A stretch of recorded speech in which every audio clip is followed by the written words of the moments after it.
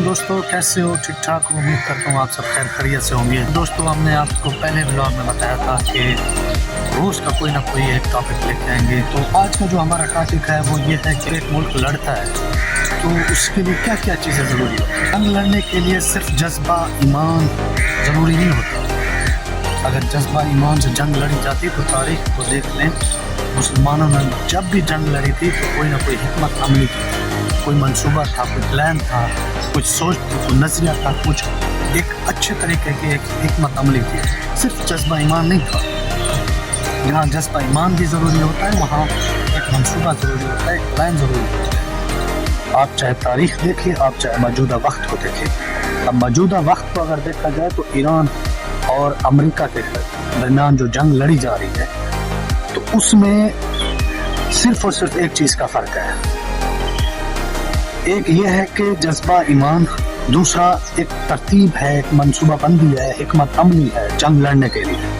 तो अगर ईरान आज आप अपने आप से 7 गुना बड़ी रियासत को अगर ये धमका रहा है, एक चैलेंज कर रहा है कि आप मेरे साथ आ जाओ, आप यहाँ आ जाओ, आप वहाँ आ जाओ, जहाँ भी जंग लड़नी है आप आ जाओ, क्यों कह रहा है? क्योंकि उसके बाद एक हिकमत अमली है, उसने एक मंसूबा बनाया हुआ है, उसने एक प्लान दिया हुआ है अपने मुल्क में। और इन सब चीज़ों का करने का मतलब यही है कि जंग जब लड़ी जाती है तो बहुत ज़्यादा बुरहान पैदा होते हैं। सेहत का बुरहान होता है, तालीम का बुरहान होता है, खुराक का बुरहान होता है, हर चीज़ का, हर वसाइल का बुरहान होता है। तो इन सब बुरहान को निपटने के लिए एक हिकमत अमली बनाई जाती है। सबसे पहले एक प्लान दिया जाता है। अगर अमेरिका आज घुटने टेकने पे मजबूर है तो वो इसलिए है क्योंकि उसने गरूर किया हुआ है कि मुझे कोई प्लान बनाने की ज़रूरत नहीं है, कोई हिकमत अमली बनाने की ज़रूरत नहीं।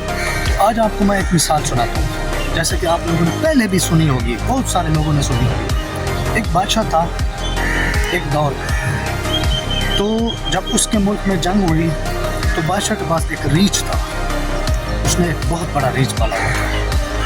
तो जब जंग शुरू हुई तो वज़रा ने आके कहा कि बादशाह सलामत, हमारे फ़लाँ मुल्क के साथ जंग हो गई है और फ़लाँ मुल्क ने हम पे फ़लाँ जगह पे हमला कर दिया, हमारी रियासत के फ़लाँ जजीरे पे, फ़लाँ टुकड़े पे, फ़लाँ शहर पे हमला कर दिया। तो बादशाह सलामत ने कहा कि भाई ये तो कोई मसला ही नहीं है, आप ऐसा करो मेरी रीछ की ना खुराक बढ़ा दो, बजट बढ़ा दो। तो रीछ का बजट बढ़ा दिया गया, हर साल रीच का बजट बढ़ गया। वज़रा से कि ये क्या हो रहा है, हमारे मुल्क में जंग हो रही है और हम देख रहे हैं कि रीच की बजट बढ़ाया जा रहा है, खुराक बढ़ाई जा रही है, तो ये हमारे मुल्क में क्या हो रहा है? तो लोगों को तसल्ली देने के लिए सबसे पहले उस वक्त भी ऐसे हुक्मरान थे, वज़रा थे जिनको 3-3 ओहदे दिए हुए थे, आज भी ऐसे हैं जैसे आज हैं, उस वक्त भी थे। तो 3-3 ओहदे उनको दिए हुए थे, तो उन्होंने अपना कमाल तो दिखाना था। तो उन्होंने अपना कमाल दिखाया और उन्होंने बोला कि आप लोग परेशान ना हो, आवाम अपनी को परेशान ना करो, ठीक है ना? तो ये जो रीच है ना हमारे पास, ये 3000 किलोमीटर दूर दुश्मन को जाके हमला करता है, ये 4000 किलोमीटर दूर जाके दुश्मन पे हमला करता है। तो ठीक इसी तरह लोगों ने भी मान लिया, आवाम ने भी मान लिया कि हो सकता है ऐसा ही हो, फिर हमें क्या खौफ है। चलता गया निज़ाम, एक चोटी से फलां शहर से दूसरे शहर आ गया दुश्मन ने दूसरे शहर पे भी हमला कर दिया, तो फिर भी निज़ाम चलता रहा।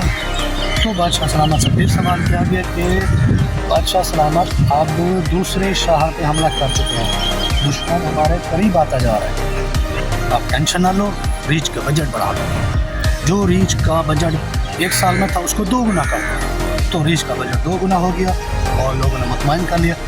उस वक्त फिर सहाफ़ी थे, उस वक्त भी वो सहाफ़ी थे जो आज के सहाफ़ी हैं। उस वक्त फिर सहाफ़ी ने कमाल दिखाया कि भाई टेंशन ना लो, अब हमारा रीच 5000 किलोमीटर दूर जाके दुश्मन पे हमला करेगा। भाई उस वक्त सहाफ़ियों ने ऐसे धमाल दिखाया जैसे आज लिफाफे पे दिखा रहे हैं। तो रियाया फिर भी मुतमईन हो गई, सारे मुतमईन हो गए लोग, दुश्मन नहीं बचता, भाई दुश्मन को करीब आने तो दो, बस हमारे पास जो रीच है ना उसका हमने बजट बढ़ा दिया है और वो 4000 किलोमीटर से 3000 किलोमीटर से 5000 किलोमीटर से भी दुश्मन को ख़त्म कर सकता है। सब खामोश हो गए, चलता रहा निज़ाम, मुल्क आधा तबाह हो गया। آدھے ملک پہ دشمن نے حملہ کر دیا ہے, آدھا ملک پہ دشمن نے قبضہ کر لیا ہے. پھر جب رعایا نے سوال کیا بادشاہ سلامت آدھے ملک پہ دشمن نے حملہ کر دیا ہے, اب کیا کر رہے ہو؟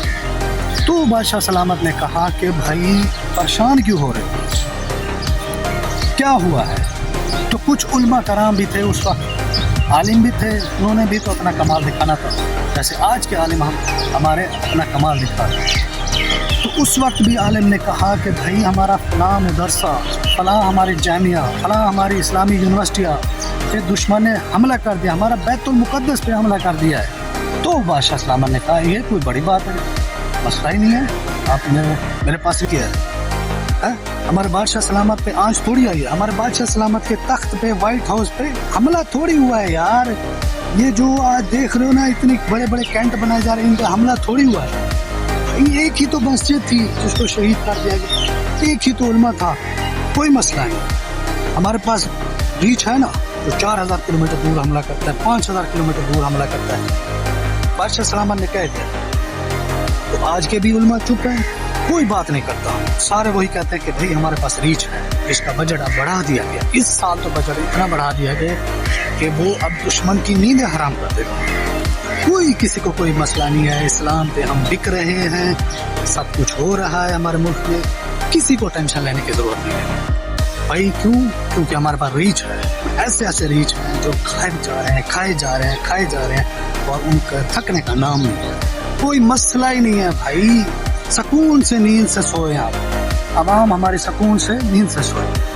نہ ہمارے پاس کوئی حکمت عملی ہے, نہ ہمارے پاس کوئی منصوبہ ہے, نہ ہمارے پاس کوئی پلان ہے. ہم کرائے پہ بکنے کو تیار ہیں, ہمیں لے جاؤ, ہم جنگ لڑیں گے, کرائے پہ لے جاؤ. ہمارا اتنا ایمان ہے, ہم اتنے مضبوط ہیں, جنگ لڑنے کے لیے مضبوط ہیں. بھائی کوئی تو منصوبہ بناؤ.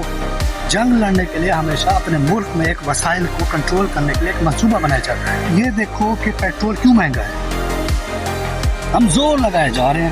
ہر سال ہم 92 لاکھ, 55 لاکھ, 60 لاکھ, 90 لاکھ, 70 لاکھ لگا دیتے, صرف ہم ایک ملی نغمہ بنانے کے لیے. وہ جو 1 ارب ہم نغمے پہ لگاتے ہیں, وہی 1 ارب ہم پیٹرول کے مسائل ہونے پہ کیوں نہیں لگاتے, بحران ہونے پہ کے لیے کیوں نہیں رکھا جاتا.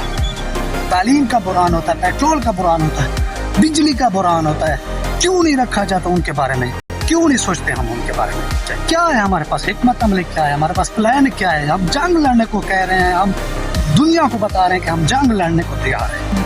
بھائی جو جنگ لڑی جاتی ہے وہاں بحران پیدا ہوتے ہیں, اور اگر آج ایران دنیا میں اکیلا ملک ہے جو اپنے بحران پہ کنٹرول کیا ہوا ہے, اس نے آج تک ایک سوئی بھی دوسرے ملکوں سے نہیں منگائی.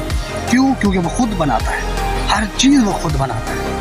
اس لیے ہم کیا کرتے ہیں, ہم تو خود کرائے پہ, ہمارا ملک ایسا ہے کہ روز کی دہاڑی لگا کے آتا ہے اور شام کو 5 اپنے بچوں کو پالتا ہے. ایسا ہمارا ملک مان جائے, 5 صبح کو پالتا ہے, روز کی جا کے دہاڑی لگا کے آتا ہے, شام کو 5 صبح کو پالتا ہے. کیوں نہیں سوچا جا رہا ہمارے ملک کے بارے میں؟ اس کا حل یہی ہے کہ بھائی ایک حکمت عملی بناؤ, ایک منصوبہ بناؤ, ایک اچھا پلان بناؤ.